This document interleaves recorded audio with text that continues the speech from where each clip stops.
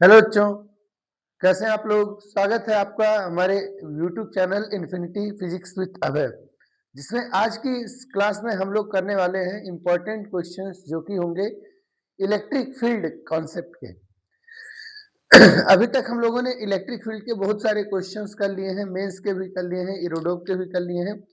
आज की हमारी ये जो क्लास है वो इलेक्ट्रिक फील्ड के जितने टॉपिक्स हमने पढ़े उसकी न्यूमेरिकल्स की आखिरी क्लास होगी। इसके बाद हम लोग फिर नया टॉपिक पढ़ेंगे जिसमें हम लोग पढ़ेंगे इलेक्ट्रिक फ्लक्स, गाउस थ्योरम, और फिर उसके यूज से फिर अलग अलग फार्मूले, अलग अलग चीजों को डिराइव करेंगे।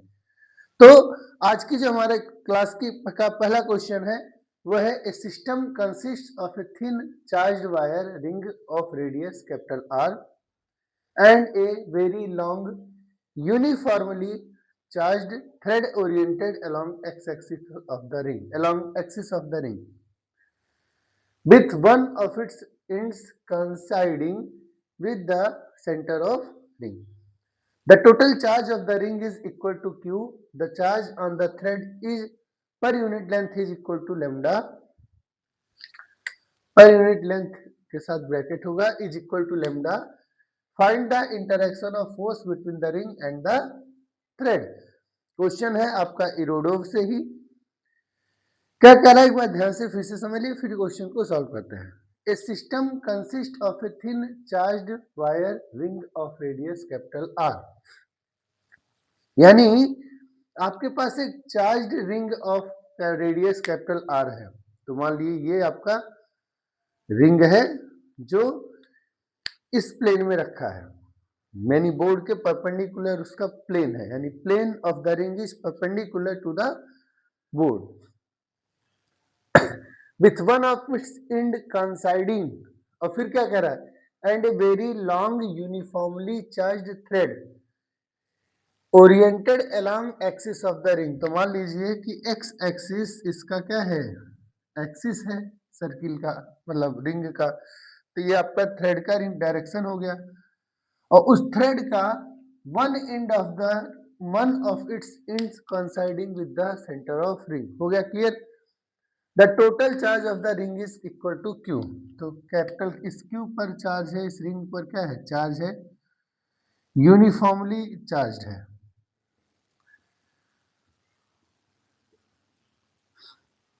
और इसका टोटल चार्ज है क्यू, यानी टोटल आवेश है क्यू।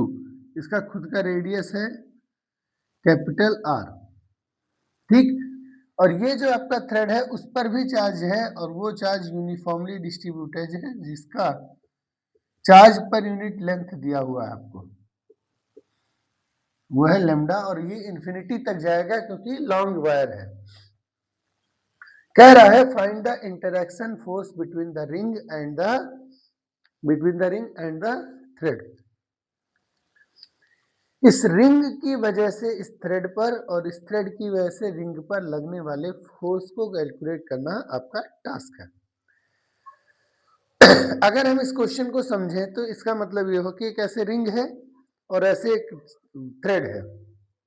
रिंग भी चार्ज है, थ्रेड भी चार्ज है। रिंग की वजह से थ्रेड पर या थ्रेड की वजह से रिंग पर क्या लग रहा है, इलेक्ट्रोस्टैटिक फोर्स लग रहा है, और वही फोर्स कैलकुलेट करना है।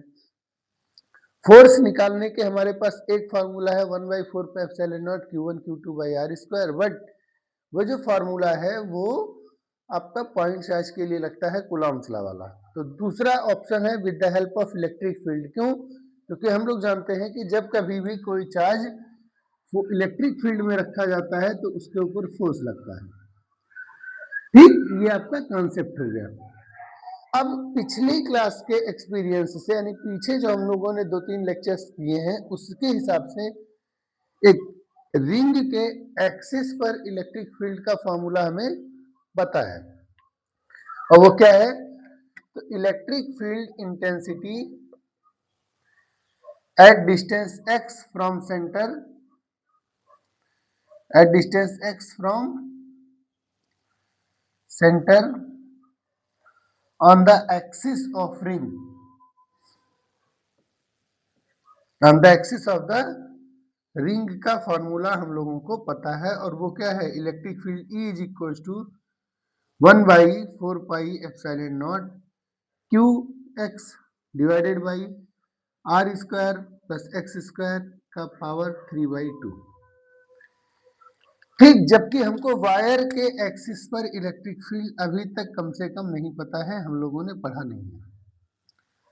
ठीक, ये फॉर्मूला पता है, यानी कि अगर हम इस सेंटर से x डिस्टेंस पर क्या कर दें, कोई पॉइंट ले लें यहाँ, ठीक, पॉइंट ले लें P, तो इस P पॉइंट पर इलेक्ट्रिक फील्ड की वैल्यू ये होगी 1/4πε0 Q x R square plus x square का पावर 3/2। ठीक, इस पॉइंट पर इलेक्ट्रिक फील्ड का डायरेक्शन जो होगा वो डिपेंड करेगा किस पे, रिंग पे।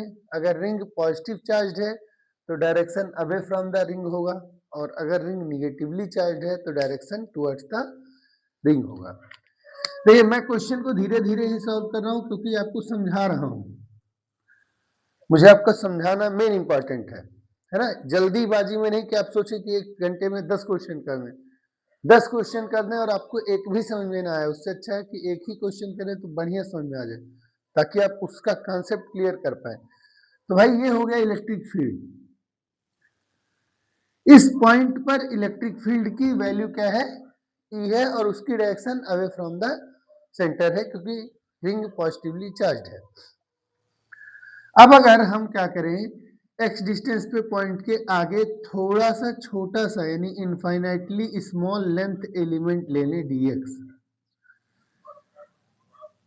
ठीक, क्या ले लिए, लेंथ एलिमेंट ले लिए dx, और ये dx ऐसा इसलिए लिए कि हम जब चाहें तो dx की वैल्यू यहाँ भी ले सकते हैं और इन्फिनिटी पे भी ले सकते हैं।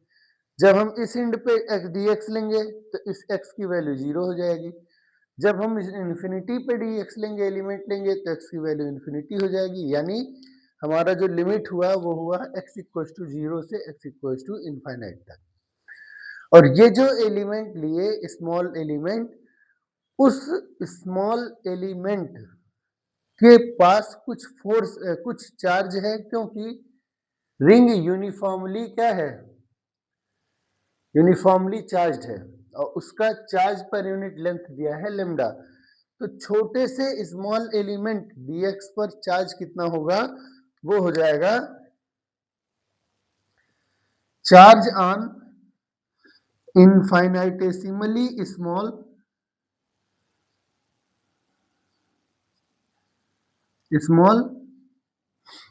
लेंथ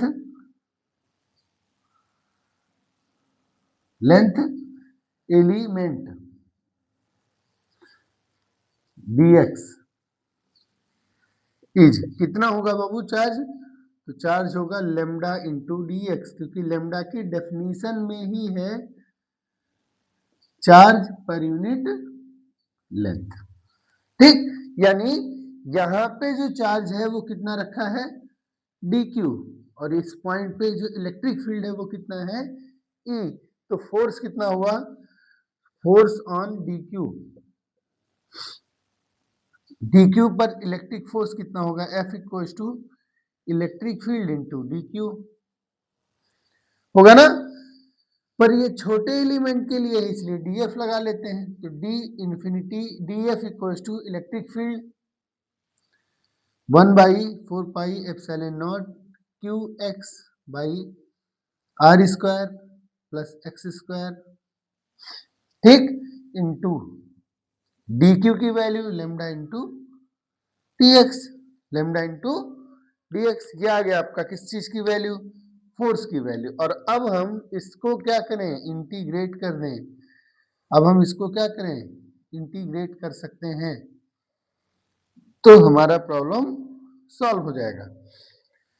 लिमिट्स देखिए, तो एलिमेंट में वेरिएबल कौन है, dx ही वेरिएबल है, और वो अगर हम सेंटर पर लेते तो x की वैल्यू होती 0, और वही अगर हम इन्फिनिटी पे लेते तो x की वैल्यू होती इन्फिनिटी, यानी लिमिट्स हो गई from x = 0 to x = infinity. ठीक, तो इसने का स्क्रीनशॉट लीजिए पहले, ये इंपॉर्टेंट है।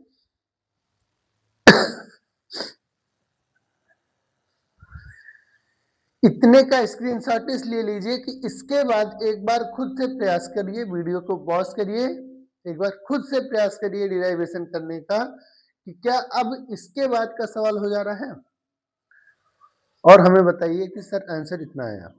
ठीक, वीडियो को पॉज करिए, उसको सॉल्व करिए, और अब हम लोग आगे बढ़ते हैं, हम लोग सॉल्व करते हैं। देखिए, पढ़ाई का बेसिक मतलब ईमानदारी से ही है। जब तक आप खुद से कंट्रोल होके नहीं पढ़ेंगे, पढ़ने का दिखावा करने से कोई फायदा नहीं होने वाला। ठीक है, तो अगर आप सच में पढ़ रहे हैं तो आप वीडियो को पॉज करिए, क्वेश्चन को सॉल्व करिए, उसके बाद आंसर लिखिए, फिर देखिए कि क्या सच में सही हुआ है, क्योंकि कॉन्सेप्ट इतना ही है, फिजिक्स इतनी ही है, उसके बाद जो कुछ है वो मैथ है। हाँ, बायो वाले के लिए दिक्कत है। तो फोर्स क्या हो जाएगा, सो टोटल फोर्स, तो अब total force F equal to integration of TF, integration of 1/4 pi epsilon naught Q x by R square plus x square, ठीक, लेमडा इंटू dx। लिमिट्स कहां से कहां तक है, तो लिमिट्स होंगी x इक्वल टू 0 से x इक्वल टू इनफाइनाइट तक, x इक्वल टू 0 से x इक्वल टू इनफाइनाइट तक। अब इसका इंटीग्रेशन करना बाकी रह गया है। ठीक है बेटा, अब देखो, जो बच्चे मैथ के हैं वो तो ये जानते हैं कि इंटीग्रेशन का रूल हमेशा फॉर्मूले से लगता है, पर जो बायो के हैं वो एक बार इसके फॉर्मूले के इस तरीके को देख लें। इसको सॉल्व करने के लिए हम लोग पहले एक काम करते हैं, जो लिमिट्स हैं, कांस्टेंट्स हैं, वो बाहर कर लेते हैं। तो Q कांस्टेंट है, लेमडा कांस्टेंट है, 4 पाई एप्सिलॉन नॉट कांस्टेंट है, बाहर जाएगा।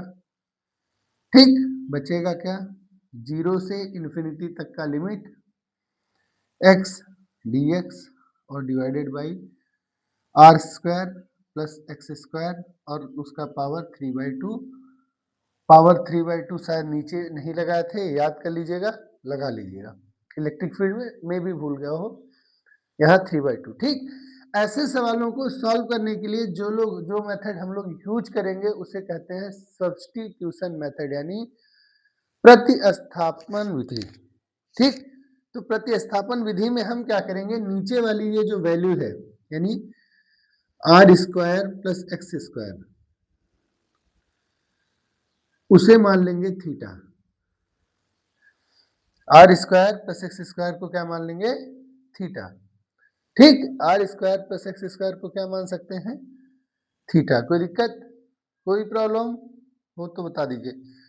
अब अगर इसको थीटा माने तो जब डिफरेंशिएट करेंगे तो आर स्क्वायर तो कांस्टेंट है, क्योंकि रेडियस तो कांस्टेंट ही रहेगा, उसका डिफरेंशिएशन हो जाएगा 0। एक्स स्क्वायर में 2 बाहर आ जाएगा पावर, और एक पावर घट जाएगी, और dx, और इधर हो जाएगा डी थीटा, यानी x इंटू डी एक्स की value I D theta by 2। ये चेंज हो गया वेरिएबल dx। अब एक काम और करना पड़ता है, जब कभी सब्स्टिट्यूशन लगाते हैं तो क्या लिमिट्स भी चेंज करनी पड़ती है। तो बाबू लोअर लिमिट यानी LL, lower limit, lower limit में x की वैल्यू है 0, x की वैल्यू क्या है 0, तो जब हम x की वैल्यू 0 रखेंगे तो थीटा की वैल्यू क्या हो जाएगी, ये 0 हो गया तो खाली आर स्क्वायर, थीटा हो गया आर स्क्वायर। ये हो गया लोअर लिमिट। अगर हम अपर लिमिट की बात करें तो हम अगर रखेंगे x की वैल्यू इंफिनिटी, तो थीटा इक्वल टू, तो R square plus x square, x की वैल्यू इंफिनिटी, तो theta equal to infinity. Lower limit भी मिल गया, अपर लिमिट भी मिल गया। अब लिमिट लगा दीजिए, वैल्यू रख दीजिए, सो एफ इक्वल टू हो जाएगा Q lambda by 4 pi epsilon naught limits from R square to infinity, किसका, एक्स डी एक्स की जगह आया डी थीटा बाई 2, तो एक्स डी एक्स की जगह आया डी थीटा बाई 2, और R square plus x square की जगह आया थीटा, थीटा का पावर 3/2, थीटा की पावर 3/2, ये नीचे से ऊपर चला गया तो हो गया क्यू लेमडा 2 नीचे बाहर ले लिए, 4 दूनी 8 pi epsilon naught R square से इन्फिनिटी तक का integration of 3/2 with respect to t theta. अब यही काम आपको करना है, ठीक, यही काम आपको क्या करना है, आइए कर देते हैं। इंटीग्रेशन बायो के बच्चों के लिए इंपॉर्टेंट हो सकता है, पर ये क्वेश्चंस के रिलेशनशिप सीधे आपको रिजल्ट बना के पेपर में यूज किए जा सकते हैं, सीधे सवाल कर सकते हैं आप इनसे, सब डिराइवेशन के फॉर्म में ही है सारे question. So F equals to कितना आया वो, Q lambda by 8 pi epsilon naught x की पावर n का integration with respect to x क्या होता है, तो एक पावर बढ़ती है और उतने से डिवाइड हो जाता है। इसी तरीके से थीटा का हो जाएगा -3/2 में +1 ऐड हो जाएगा और उतने से ही डिवाइड हो जाएगा, ठीक, और लिमिट्स लग जाएंगी कहां से, आर स्क्वायर से इन्फिनिटी तक, ठीक, क्लियर है। अब इसे सॉल्व कर लीजिए, Q lambda by 8 pi epsilon not theta का पावर 3/2 +1 यानी 2/3 यानी 3 -3 + 2/2 यानी कि -1, थीटा का पावर -1/2 और नीचे भी बचा -1/2 और यहाँ आर स्क्वायर से इन्फिनिटी, ये 2 ऊपर चला जाएगा, क्लियर हुआ, और वो उस 8 से कटेगा तो बचेगा 4, तो हो गया Q lambda by 4 pi epsilon not, ठीक। अब देखो माइनस था तो माइनस को हटाने के लिए लिमिट्स इंटरचेंज कर लिए तो माइनस हट गया, और थीटा की पावर -1/2 है उसको नीचे भेजेंगे तो +1/2 हो जाएगा, तो ये हो गया 1/थीटा की पावर 1/2 जिसका मतलब होता है √, और माइनस साइन को हटाने के लिए लिमिट्स का इंटरचेंज हो जाएगा, आर स्क्वायर हो जाएगा, इसको यहाँ लाके रख दीजिए, तो Q lambda by 4 pi epsilon not 1/√r और आर स्क्वायर और -1/√इन्फिनिटी, जिसका कोई मतलब ही नहीं है क्योंकि √इन्फिनिटी खुद इनफाइनाइट होगा और 1/इनफाइनाइट की वैल्यू 0 होती है, तो वो खत्म हो गया। आर स्क्वायर का √ किए तो स्क्वायर हो गया, आर हो गया, तो फॉर्मूला आया 1/4 pi epsilon naught Q lambda by R, ये आपके इलेक्ट्रिक फील्ड का क्या है, फॉर्मूला है, सॉरी इलेक्ट्रिक फोर्स का क्या है, फॉर्मूला है, ठीक, ये आपके इलेक्ट्रिक फोर्स का फॉर्मूला है जो एक इंपॉर्टेंट रिलेशनशिप हो सकता है for the revision course classes.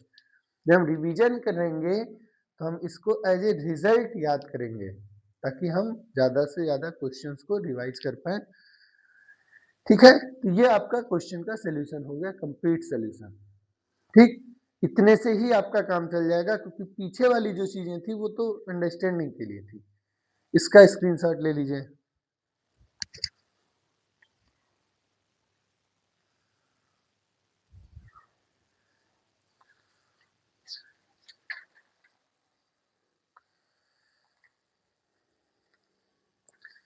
आपको इस क्वेश्चन का लेवल कैसा लगा, क्वेश्चन कैसा लगा, क्वेश्चन तो इरोडोप का सॉल्यूशन कैसा लगा आपको।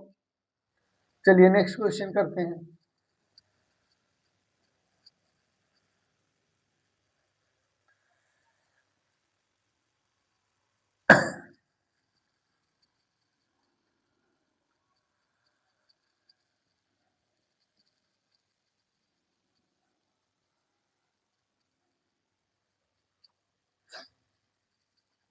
नेक्स्ट क्वेश्चन करने के लिए क्या करेंगे, पहले क्वेश्चन लिखना पड़ेगा, ठीक। आइए क्वेश्चन को नोट करते हैं, सबसे पहले साथ साथ लिखते चलिएगा ताकि कुछ चीजें हमारे लिए आसान हो जाए। क्वेश्चन है a thin non conducting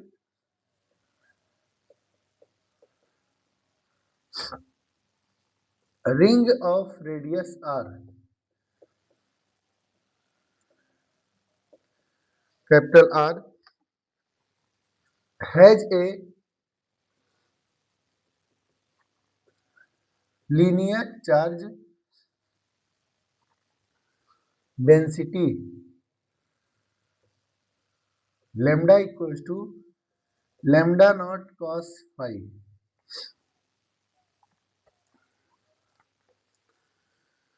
where lambda 0 is a constant,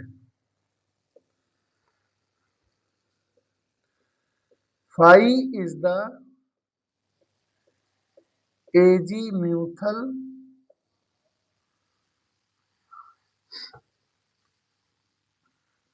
angle. Find the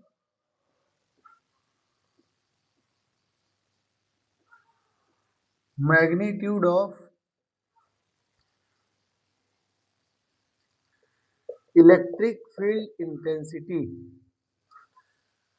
कब at the center of the ring, at the center of the ring. और दूसरा on the axis of the ring, on the axis of the ring,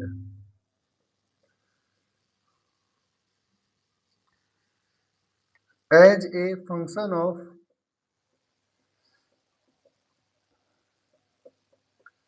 the distance x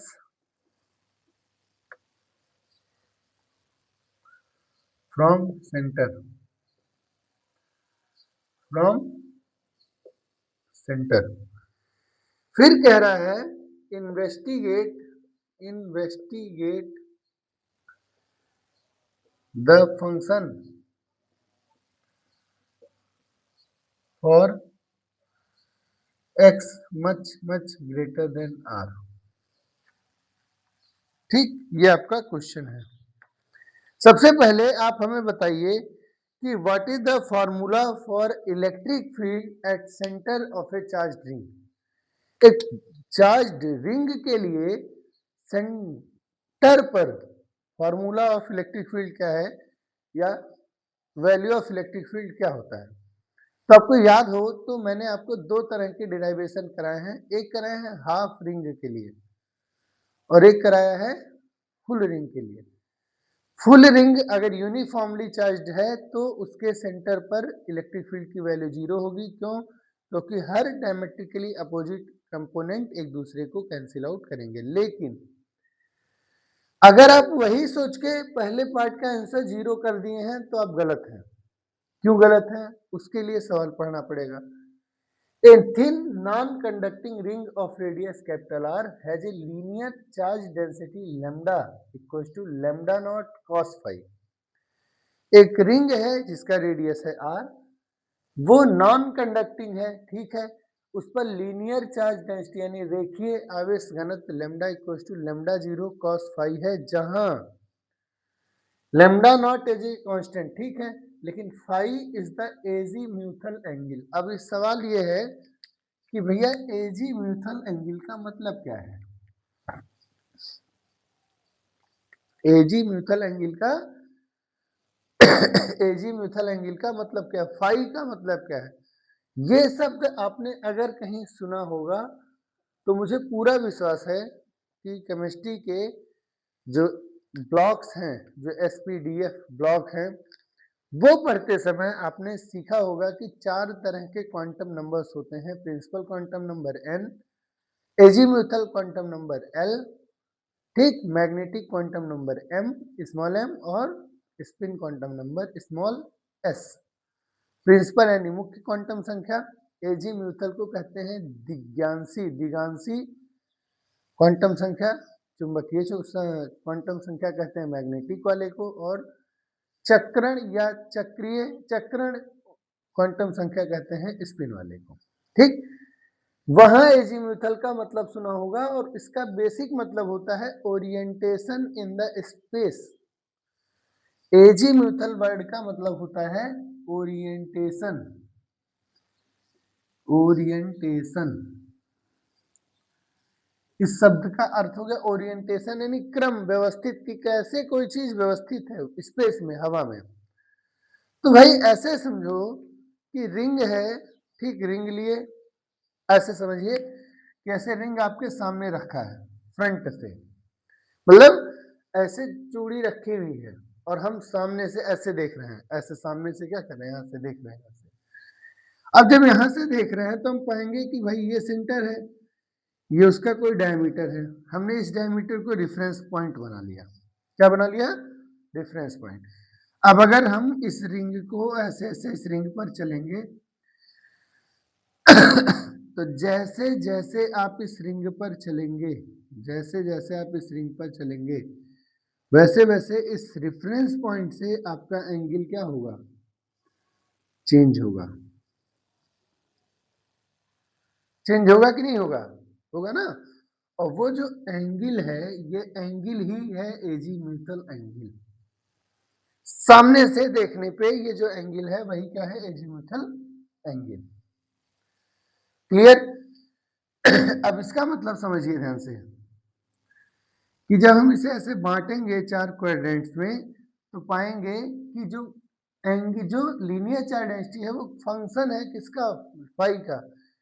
यानी कि lambda जो है वो function है किसका? फाई का। लेमडा जो है वो फंक्शन है किसका? फाई का। पर एक प्रॉब्लम है, कॉस फाई फर्स्ट क्वाड्रेंट में तो पॉजिटिव होगा, सेकंड में निगेटिव होगा, थर्ड में निगेटिव होगा और फोर्थ में पॉजिटिव होगा। इसका मतलब हुआ कि फर्स्ट और फोर्थ क्वाड्रेंट में जो चार्ज है वो है पॉजिटिव, और सेकंड और थर्ड में जो चार्ज है वो है निगेटिव। यानी कि आधे रिंग पर पॉजिटिव चार्ज है और आधे रिंग पे निगेटिव चार्ज है। इसलिए हम सेंटर पे इलेक्ट्रिक फील्ड की वैल्यू को जीरो काउंट नहीं कर सकते हैं। इसलिए हम सेंटर पर इलेक्ट्रिक फील्ड की वैल्यू को जीरो काउंट नहीं कर सकते हैं। क्यों नहीं कर सकते हैं? क्योंकि आधा रिंग पॉजिटिव चार्ज है और आधा निगेटिव चार्ज है। जैसे बना लेते हैं, ये आधे रिंग पर निगेटिव चार्ज है यहां तक, ठीक, और बाकी बचे आधे रिंग पर पॉजिटिव चार्ज है। अगर ऐसा है तो क्या होगा? जब यूनिफॉर्मली होता है, चारों तरफ से बराबर होता है, तो इधर के पॉइंट के इलेक्ट्रिक फील्ड और इधर के पॉइंट के इलेक्ट्रिक फील्ड एक दूसरे को कैंसिल आउट करते हैं जब दोनों बराबर होता है। लेकिन क्योंकि दोनों बराबर नहीं है, इसलिए ये वाला रिपेल करेगा और ये वाला अट्रैक्ट करेगा, तो दोनों मिलकर और इलेक्ट्रिक फील्ड लगाएंगे। ये वाला हिस्सा रिपेल करेगा, ये वाला हिस्सा अट्रैक्ट करेगा, तो और स्ट्रांग, यानी जो नेट इलेक्ट्रिक फील्ड है वो इसी हिस्से में आएगी, इस तरफ, इस तरफ। और सिमेट्री कहती है कि इलेक्ट्रिक फील्ड एक्स एक्सिस के अलोंग रहेगी। क्यों रहेगी? क्योंकि अगर हम कोई एलिमेंट ले लें, जैसे थीटा एंगल पर एलिमेंट ले लिए और उस एलिमेंट की थिकनेस है एंगल में d phi, sorry phi angle पे एलिमेंट ले लिया और उसकी थिकनेस है डी फाई, यानी ये थिकनेस कितनी है? D phi. और मान लो ये लेंथ, लेंथ का एलिमेंट का लेंथ हो गया डीएल। तो ये जो डीएल है, इस डीएल पर तो चार्ज है ना, उस चार्ज की वैल्यू क्या होगी? Charge on length element dl, charge on length element dl कहां लिया गया है? Taken at angle phi having angular thickness या एंगुलर विड्थ कितना भाई? T phi is. ध्यान दो, एलिमेंट है डीएल जिसे लिया गया है एंगल फाई पे और उसका एंगुलर विड्थ है डी फाई। मैंने एक स्टेटमेंट सब कुछ लपेट दिया। तो ये जो चार्ज है इस पर कितना होगा dq, और dq की वैल्यू होती है linear charge density lambda into dl, और लैम्डा की खुद की वैल्यू है lambda 0 cos phi into dl। कोई दिक्कत, कोई प्रॉब्लम, कोई समस्या? अब अगर हम dl को ढूंढने की कोशिश कर रहे हैं तो dl क्या होगा, length of arc is equal to radius into angle, तो हो जाएगा dq equal to lambda 0 cos phi, और dl की जगह r into d phi. So हो गया हमारा lambda naught r cos phi into d phi. ये चार्ज हो गया, ठीक। अब देखो इस चार्ज की वजह से जो इलेक्ट्रिक फील्ड होगा उसकी डायरेक्शन किधर होगी, तो उसकी डायरेक्शन होगी इसके लाइन के अलोंग रेडियल, लेकिन दूर की तरफ, ठीक। ऐसे एलिमेंट अगर यहाँ लिए तो उसका इलेक्ट्रिक फील्ड का डायरेक्शन, अगर ऐसे ही एलिमेंट यहाँ लिए तो उसके इलेक्ट्रिक फील्ड की डायरेक्शन ये वाली होगी, होगी कि नहीं होगी? अब ध्यान देना, बड़ा इंपॉर्टेंट है, इस लाइन के ऊपर का एलिमेंट और इस लाइन के नीचे का एलिमेंट का जो इलेक्ट्रिक फील्ड है वो एक दूसरे के साथ ऐसे है। हर इलेक्ट्रिक फील्ड के दो कंपोनेंट है, एक अलोंग द एक्स एक्सिस और एक अलोंग द वाई एक्सिस। इसका अलोंग एक्स एक्सिस इधर है और वाई एक्सिस इधर है। इसका अलोंग एक्स एक्सिस इसी तरफ है लेकिन वाई एक्सिस ऊपर है। वाई एक्सिस के कंपोनेंट्स क्या हो जाएंगे, कैंसिल हो जाएंगे, यानी लोअर हाफ और अपर हाफ के इलेक्ट्रिक फील्ड के वाई कंपोनेंट एक दूसरे के क्या हो जाएंगे, आउट कैंसिल हो जाएंगे। सो नेट इलेक्ट्रिक फील्ड हो जाएगा हमारा खाली एक्स एक्सिस में, और एक्स एक्सिस का इलेक्ट्रिक फील्ड आएगा एक चार्ज के इलेक्ट्रिक फील्ड यानी 1/4πε0 dq by R square, distance का स्क्वायर। इस वैल्यू का कौन सा कंपोनेंट बाबू, ये फाई है तो ये कौन सा हुआ फाई, तो खाली कौन सा component, cos phi component, cos phi component, ठीक। क्लियर हुआ नहीं हुआ? और इसी का cos फाई कंपोनेंट की वजह से इलेक्ट्रिक फील्ड आएगा जो भी आएगा। अच्छा मान लो निगेटिव करते तो इस एलिमेंट का इसी तरफ रहता, इस एलिमेंट का इधर रहता, तब भी दोनों का सेम बात होता, यानी नेट इलेक्ट्रिक फील्ड खाली इस कंपोनेंट की वजह से ही आ रहा है। तो अगर हमको टोटल निकालना है electric field along x axis तो डायरेक्शन हम देख ही रहे हैं, वैल्यू हम कैलकुलेट कर लेना है, 1/4πε0 dq बाई आर स्क्वायर, और cos फाई का इंटीग्रेशन करना पड़ेगा कहां से कहां तक, तो फाई की वैल्यू 0 से स्टार्ट करें, ऐसे ऐसे ऐसे ऐसे ऐसे ऐसे ऐसे चलते हैं 2 फाई तक, यानी कि फाई इक्वल्स टू 0 से 2 पाई यानी 360 डिग्री तक, ठीक। अब डी क्यू का वैल्यू रखिएगा, तो 1/4πε0 कांस्टेंट है, एलिमेंट कहीं लोगे रेडियस तो कांस्टेंट ही रहेगा, तो आर स्क्वायर भी कांस्टेंट है। डी क्यू की वैल्यू होगी lambda naught R cos phi d phi, और cos फाई एक अपनी जगह पे खुद की जगह पे है ही है, और लिमिट्स आर फ्रॉम 0 to 2 पाई, ठीक। ये हो गया आपका इंटीग्रेशन का वैल्यू, इंटीग्रल वैल्यू। अब लेमडा नॉट आर कांस्टेंट है, बाहर कर लीजिए, जिसमें से एक आर कैंसिल हो जाएगा, तो लेमडा नॉट बाई 4πε0 आर भर बचेगा, और इधर हो गया इंटीग्रेशन ऑफ 0 से 2 पाई किसका, cos स्क्वायर फाई का with respect to d phi, ठीक। अब यही वैल्यू हमको कैलकुलेट करना है, यही तक फिजिक्स है, इसके बाद मैथ आ गया, ठीक। तो इसको पहले नोट कर लो,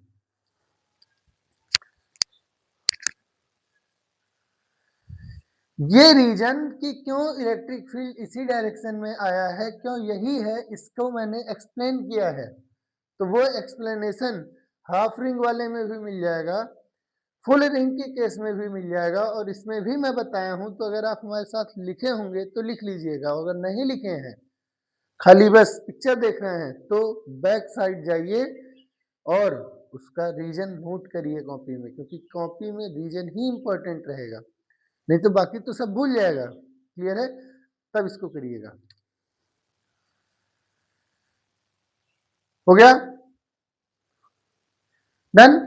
अब क्या करना है, इंटीग्रेशन करना है, ये कर देते हैं फट से। क्वेश्चन कहां से है सर? तो अब वो क्वेश्चन है कहां से, इरोडोव से। ये क्वेश्चन भी कहां से है, इरोडोव से ही है। तो इलेक्ट्रिक फील्ड नेट की वैल्यू आई equal to lambda naught pi 4 pi epsilon naught R 0 से 2 पाई। देखो कॉस स्क्वायर फाई को हम क्या लिख सकते हैं, कॉस स्क्वायर फाई को लिख सकते हैं 1 plus cos 2 phi divided by 2 t phi. अब कैसे, ये आइए दिखा देते हैं हम आपको, ध्यान से देखिएगा। कॉस स्क्वायर फाई को हम लिख सकते हैं 2 times of cos phi into cos phi divided by 2। वो 1/2 बाहर ले गए। अब बचा 2 cos phi cos phi. Cos phi एक बार आता है cos theta plus phi plus phi में, है ना, और sine plus phi sine phi plus phi, यानी कि अगर हम इसको लिखें तो ऐसे लिख सकते हैं कॉस फाइव 2 बार है ना, प्लस कॉस फाइव ठीक, प्लस साइन फाइव। ये तो था, ये एक्स्ट्रा आ रहा है तो माइनस भी कर देते हैं, साइन फाइव और साइन फाइव ठीक, और बाई 2 तो बाहर ले गए। अब ध्यान से देखो तो ये इतना चीज एक साथ कर लेते हैं, और हाई वाला और ये वाला एक साथ कर लेते हैं, तो हो गया half cos phi minus sine phi, जिसे हम कह सकते हैं कॉस फाइव प्लस फाइव ठीक, और cos five sine phi plus plus है तो उसको लिख सकते हैं कॉस फाइव माइनस फाइव। मैंने cos A plus B cos A minus B का फॉर्मूला लगा दिया है, और वो फॉर्मूला आप 10th क्लास से ही पढ़ रहे हैं, ठीक है, इसका यूज। तो कॉस फाइव प्लस फाइव हो गया 2 फाइव, और 5 माइनस 5 हो गया 0, और कॉस 0 की वैल्यू होती है 1, तो 1 plus cos 2 five by 2, 1 plus cos 2 five by 2 ठीक है। इसका स्क्रीनशॉट अलग से ले लो।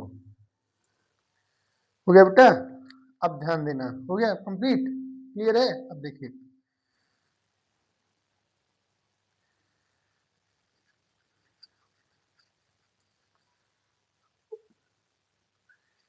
अब देखो इंटीग्रल जो होता है वो क्या होता है, पूरा एरिया होता है।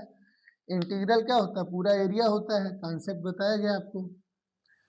अगर हम cos फाइव का फंक्शन ग्राफ ड्रा करें तो वैसे आता है 0 डिग्री पे वैल्यू 1, 90 डिग्री पे 0, फिर 180 पे -1, 270 पे 0, और 360 पे फिर से 1। आधे तक यहाँ पॉजिटिव निगेटिव है, यहाँ पॉजिटिव, और 1/4 यहाँ पॉजिटिव, यानी ये आधा पॉजिटिव ये आधा निगेटिव, आधा आधा निगेटिव पॉजिटिव 0 हो गया, तो इसका डिफरेंस, इसका इंटीग्रल 0 होगा। कभी करना हो तो बाद में किया जा सकता है ठीक। मैथ्स की क्लास इंटीग्रल की 11th की कल होने वाली है, उसमें आपको ये सारी चीजें मैं फिर से बता सकता हूँ।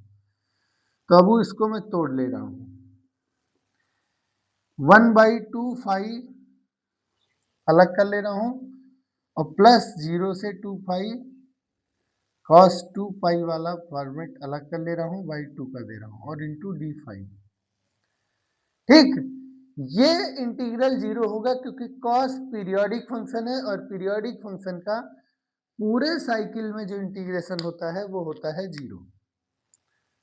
पीरियोडिक फंक्शंस का पूरे साइकिल में जो इंटीग्रेशन होता है वो होता है 0। अब बचा 1/2 का किसके साथ, फाइव के साथ, तो बस यही सॉल्व कर लीजिए। Lambda naught 4 pi epsilon naught R half phi बचेगा, क्या बचेगा खाली, क्या बचेगा खाली, फाइव, 0 से 2 पाई। ठीक, इसको इंटीग्रल कर लीजिए, lambda 0 by 4 pi epsilon naught R 2 pi by 2 minus 0, pi pi का 2 2 कट गया, पाई पाई कट गया, फॉर्मूला आया lambda naught by 4 epsilon naught R. तो इलेक्ट्रिक फील्ड की वैल्यू आई phi naught by 4 epsilon naught R. इसका screenshot ले लीजिए, यही क्या है, सॉल्यूशन है।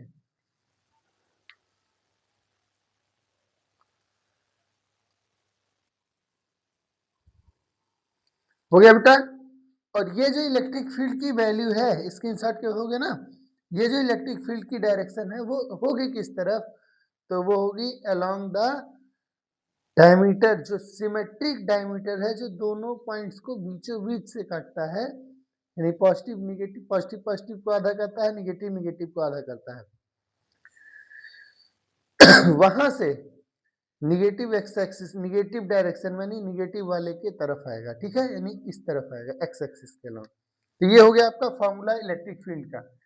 अभी दूसरा पार्ट ध्यान से देखिए, दूसरा पार्ट में कह रहा है कि जो इलेक्ट्रिक फील्ड है वो कहाँ निकालना है, on the axis of ring और as a function of distance x from the centre, centre से x डिस्टेंस के फंक्शन यानी फलन के रूप में निकालना है। और जो चार्ज है वो पॉजिटिवली और निगेटिवली चार्ज है, यानी आधा आधा है। ठीक, तो आइए मैं थोड़ा सा इसका हिंट दे देता हूं, आप खुद से भी कर सकते हैं, इसको खुद से ही करेंगे आप। ये रिंग है,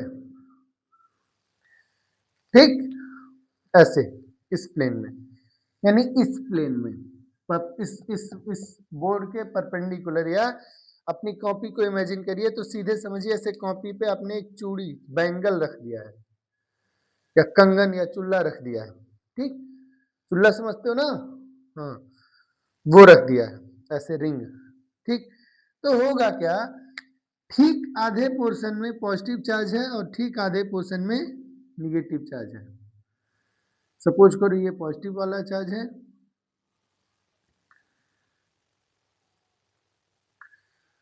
इसको डॉटेड बना रहा हूं क्योंकि ये पीछे की साइड है, अंदर, ठीक, और ये वाला निगेटिव चार्ज है, और ये इसका एक्सिस है, ये आपका पॉइंट है, और सेंटर से पॉइंट का डिस्टेंस दिया है x। समझिएगा ध्यान से कि आधा रिंग, इसका आधा पोर्शन निगेटिव है बाहर वाला, और अंदर वाला आधा पोर्शन क्या है, निगेटिव पॉजिटिव है। अगर हम इस पोर्शन की वजह से कोई भी इलेक्ट्रिक फील्ड क्रिएट करेंगे तो वो क्या होगा, रिंग से दूर जाएगा। तो रिंग का, मैं मेरी साइड ऐसे समझिए, ऐसे रिंग है, मेरी साइड वाला जो साइड है वो पॉजिटिव है, तो वो इस एक्सिस को, इलेक्ट्रिक फील्ड को रिपेल करेगा, रिपेल करेगा, क्लियर है। और निगेटिव साइड वाला अपनी तरफ अट्रैक्ट करेगा। तो इस साइड का जो इलेक्ट्रिक फील्ड होगा वो कैसा होगा, रिपेल साइड का होगा। और रिंग ऐसे है, ऐसे, ये पूरा ऐसे, इस तरीके से, ये साइड क्या है, पॉजिटिव, यहाँ एक्सिस है, ठीक, मान लो ऐसे बना लेता हूं। तो ये साइड इलेक्ट्रिक फील्ड को क्या करेगा, रिपेल करेगा। तो ये रिपेल हुआ तो ऐसे गया कुछ, है ना, और जबकि अट्रैक्शन वाला ऐसे आएगा, क्योंकि ये ऐसे पॉजिटिव ऐसे निगेटिव रहेगा। तो इलेक्ट्रिक फील्ड जो होगी वो एक्स एक्सिस के अलोंग जीरो होगी, क्योंकि ये कंपोनेंट और ये कंपोनेंट के जो एक्सिस के, एक्स एक्सिस के अलोंग कंपोनेंट्स होंगे वो एक दूसरे को क्या करेंगे, कैंसिल करेंगे। तो जो भी वैल्यू होगी वो नॉर्मल डायरेक्शन में जाएगी, उसी को इंटीग्रेट करना रहेगा आपको, ठीक है। तो इसको आप कर लीजिएगा। अगर दिक्कत होगी तो हमें कमेंट बॉक्स में बताइएगा, हम आपको फिर से करा देंगे क्वेश्चन। हो गया बेटा सबका ये।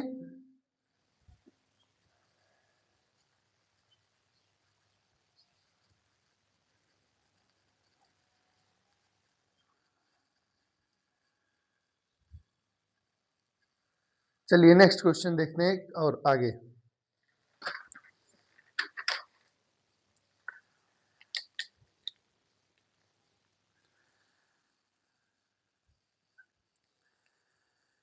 क्वेश्चन है बहुत सिंपल सा नन्हा सा क्वेश्चन करते हैं। क्या है? जेईई मेंस 2026 में 24 जनवरी का क्वेश्चन है। A point charge Q equals to 1 microcoulomb is located at a distance 2 centimeter from one end of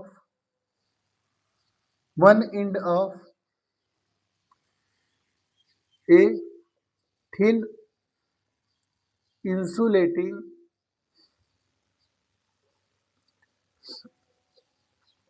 wire of length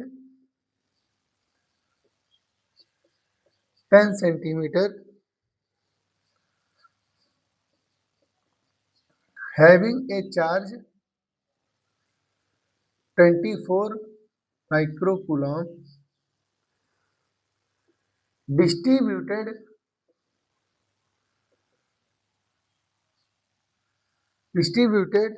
uniformly along its length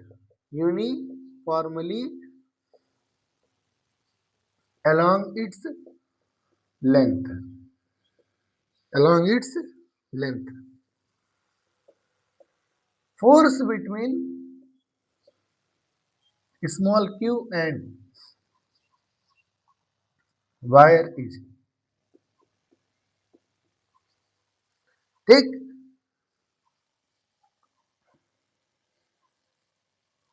JEE mains का क्वेश्चन है 24 जनवरी shift 26 का। ठीक, और shift number है 2। Clear हो गया? Question क्या कह रहा है ध्यान से समझ लीजिए। A point charge Q equals to 1 microcoulomb is located at a distance 2 centimeter from one end of a thin insulating wire of length 10 centimeter having a charge 24 microcoulomb distributed along its length। तो अब एक क्या है? Thin wire है, insulating wire है जिसकी length है 10 centimetre, यानी इसकी लेंथ है 10 सेंटीमीटर। इस पर चार्ज है जो कि यूनिफॉर्मली डिस्ट्रीब्यूटेड है। तो आपको पता है कि चार्ज यूनिफॉर्मली डिस्ट्रीब्यूटेड है तो लीनियर चार्ज डेंसिटी लैम्डा आता है। हो गया। इसके एक एंड से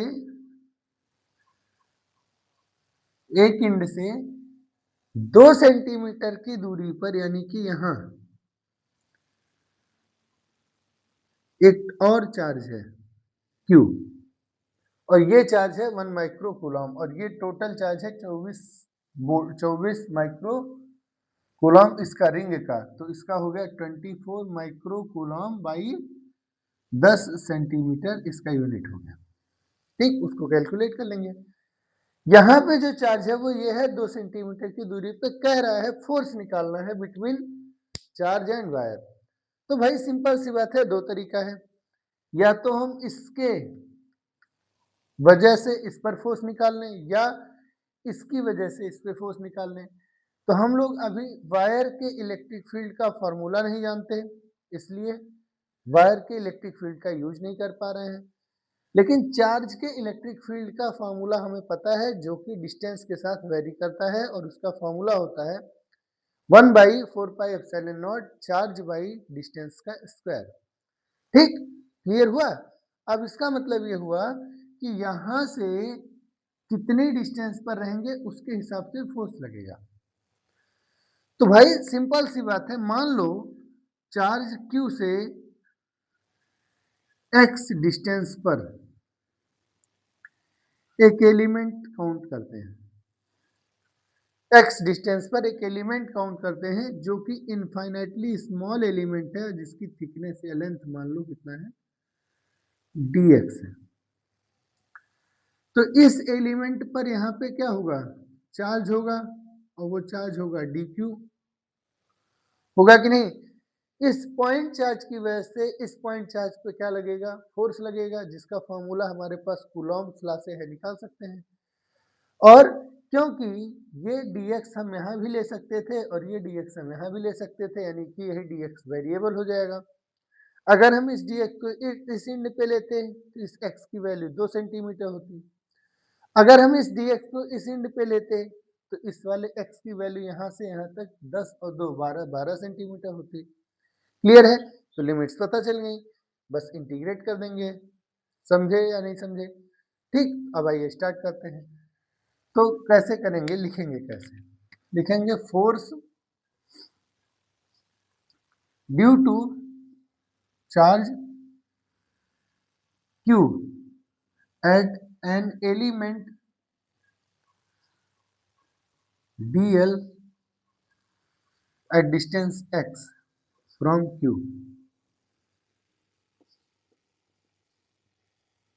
is given by ठीक, क्या है वो वैल्यू, क्या है वो वैल्यू, क्या है उसकी वैल्यू कैलकुलेट करने के लिए हमको चाहिए d force is equal to charge d Q into electric field. D Q कैसे निकालोगे, तो एलिमेंट का डी क्यू कैसे निकलेगा, लेमडा इंटू डी एल से, यानी डी एक्स से, और इलेक्ट्रिक फील्ड की वैल्यू पॉइंट चार्ज की 1/4πε0 चार्ज बाई डिस्टेंस यानी एक्स इसका स्क्वायर हो गया।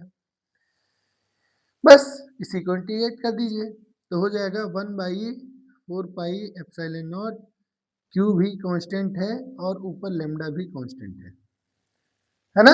तो बचेगा क्या बेटा, एक्स स्क्वायर, 1/x² का integration with x d x, जिसको हम लिख सकते हैं x की पावर -2 dx, और ये लिमिट हो गया x इक्वल टू कहाँ से, 2 सेंटीमीटर से x इक्वल टू 10 सेंटीमीटर तक।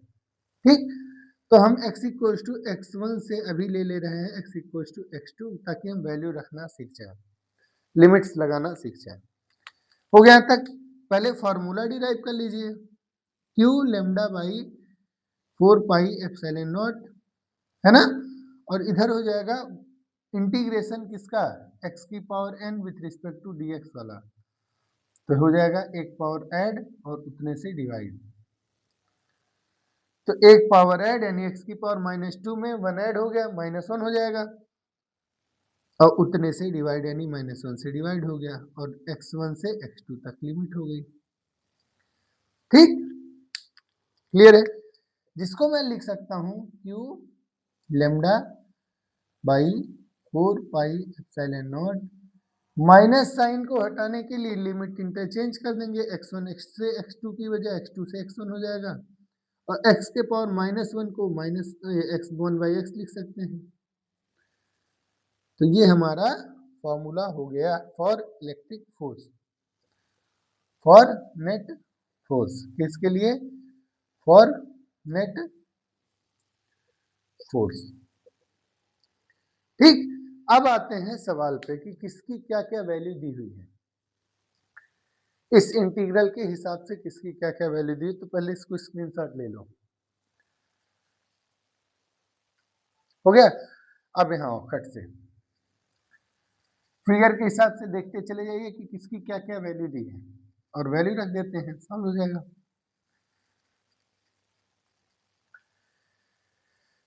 आपके सवाल में Q की वैल्यू दी हुई थी 1 माइक्रो कूलम, यानी 1 × 10⁻⁶ कूलम। आपके सवाल में, आपके क्वेश्चन में लेमडा के लिए दिया हुआ है 24 माइक्रो कूलम यानी 10⁻⁶ बाई 10 सेंटीमीटर यानी 10 × 10⁻², जो हो जाता है 10⁻1 से सॉल्व हो गया तो 24 × 10⁻5 कूलम पर मीटर। ठीक, बस, और x1 की वैल्यू और x2 की वैल्यू, तो अब ये x1 था और वो x2 था, x1 की वैल्यू है 2 सेंटीमीटर और x2 की वैल्यू है 10 सेंटीमीटर। ठीक, क्लियर है? बस सबकी वैल्यू लाके रख दीजिए। सो f इक्वल टू 9 × 10⁻9 1/4πε0 का, q का वैल्यू 10⁻⁶, लेमडा का वैल्यू 24 × 10⁻5, 1/x की जगह 1/x1 यानी कि 2 हो जाएगा। 2 सेंटीमीटर है तो 2 × 10⁻²- माइनस x2 और x2 की वैल्यू है 10 सेंटीमीटर यानी 12 सेंटीमीटर, क्योंकि x2 उस इंड पे जा रहा है तो कितना होगा 12 सेंटीमीटर, उधर उस इंड पे आया ना, तो 1/12 × 10⁻²। बस लिमिट्स लग गई, सॉल्व कर दीजिए। अब अगर आप इस क्वेश्चन को, आपके दिमाग में अगर गलती से भी ये आ रहा है कि सर जेई मेंस का क्वेश्चन है, मैक्सिमम 2 मिनट में करना है, 2 मिनट में करना है क्योंकि 75 क्वेश्चन है आपके पास, लगभग 150 मिनट, लगभग 180 मिनट है, तो एक क्वेश्चन अप्रोक्सीमेटली 2 मिनट में करना है। आप सोच रहे होंगे कि सर 2 मिनट में फॉर्मूला डिराइव करके और सॉल्व करेंगे तो बड़ा लंबा समय लग जाएगा। तो क्या एक तरीका हो सकता है कि सर हम फॉर्मूला लर्न कर लें? कर सकते हैं, लेकिन फॉर्मूला लर्न करने का फायदा सिर्फ और सिर्फ तभी मिलेगा जब आप फॉर्मूला डिराइव करने की कैपेबिलिटी में हो। क्यों? क्योंकि हर चीज के लिए कितना फॉर्मूला याद करोगे? अभी तक कम से कम हम लोग जीरो डोप से 10 से 12 फॉर्मूला याद कर चुके हैं, लर्न मतलब निकाल चुके हैं। तो हर चीज का फॉर्मूला डिराइव करना पर ज्यादा बेटर ऑप्शन है एज कंपेयर टू लर्न करना। हाँ ये है कि हमको कुछ बेसिक डायरेक्शंस वगैरह सेट हों, उसमें हमको बार बार ज़्यादा दिमाग ना लगाना पड़े। इंटीग्रल जल्दी जल्दी सेट करोगे तो चीज़ें सही हो जाएंगी। सॉल्व करना है, आंसर निकालना है तो निकाल दे रहा हूँ। 9 × 24 × 10⁻6 -5 -11 + 9 यानी -2। 10⁻² कॉमन हो गया, बचा 1/2 - 1/12, 2 और 12 का LCM 12, 2 × 6 = 12, 12 × 1 = 12। ठीक, डन। तो हो गया 9 × 24 × 6 में से गया 5/12, 12 दूनी 24, 5 दूनी 10, 10 9 90, 90 आंसर। ऑप्शंस दिए नहीं थे क्योंकि इंटीजर टाइप क्वेश्चन था, so should be the answer should be the integer, और वो आया है 90, तो ये आंसर हो गया। ठीक है,